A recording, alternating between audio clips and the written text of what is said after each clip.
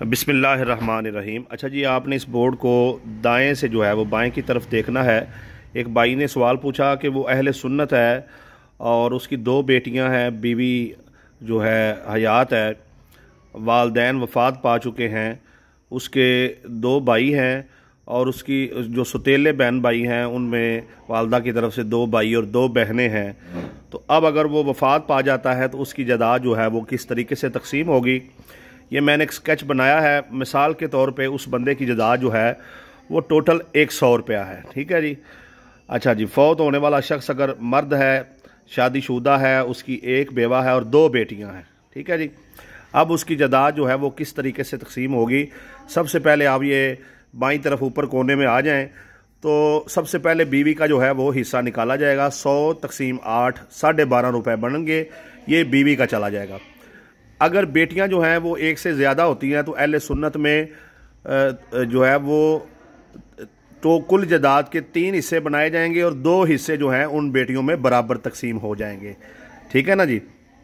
تو یہ دیکھیں 100 تقسیم 3 کیا ہے، 33.33، پھر جمع 33.33، پھر جمع 33.33، یعنی یہ 100 روپیہ ہو گیا۔ اب اس کے 2 حصے لیں گے تو 66.66 آئے گا۔ اس میں سے ایک بیٹی کو 33.33 دے دیا، یعنی کہ 33 روپے 33 پیسے دے دیے ہیں،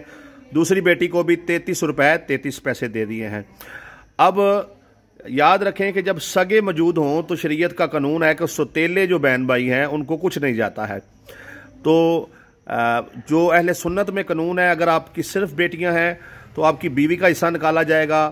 بیٹی ایک ہے تو آدھا 50% آپ کی جائیداد کا بیٹی کو جائے گا، اور اگر ایک سے زیادہ ہیں تو پھر کل جائیداد کے 3 حصے بنائے جائیں گے اور 2 حصے جو ہیں وہ بیٹیوں میں برابر تقسیم ہوں گے، اور تیسرا حصہ جو ہے اس میں آپ کی بیوی بھی جو ہے اس کا بھی حصہ نکالا جائے گا، اور باقی جو آپ کے بہن بھائی ہیں ان کو بھی، جو جدی وارث جن کو بولتے ہیں، جو بھائی ہیں ان کو چلا جائے گا۔ اچھا، اس میں اب یہ ہے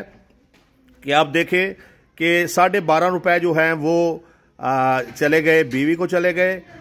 33 روپے 33 پیسے ایک بیٹی کو چلے گئے، 33 روپے 33 پیسے دوسری بیٹی کو چلے گئے۔ تو اب جو باقی رقم بچی ہے وہ 2 بھائیوں میں برابر تقسیم ہو گئی ہے، 10 روپے 42 پیسے اور 10 روپے 42 پیسے۔ جب آپ ان کو اکٹھا کریں گے تو 100 روپیہ جو ہے وہ ٹوٹل تقسیم ہو جائے گا۔ اس طریقے سے تقسیم ہونا ہے، یاد رکھیں یہ طریقہ اہل سنت کا ہے۔ اہل تشیع میں یہی جو چیز ہے وہ اس طریقے سے تقسیم ہونی تھی کہ جو بہن بھائی ہیں ان کو کچھ نہیں جانا تھا، بلکہ بیوی کا حصہ نکال کے باقی جو بیٹے اور بیٹیاں ہیں، جو بیٹیاں تھیں ان میں برابر تقسیم ہو جانا تھا، یعنی کہ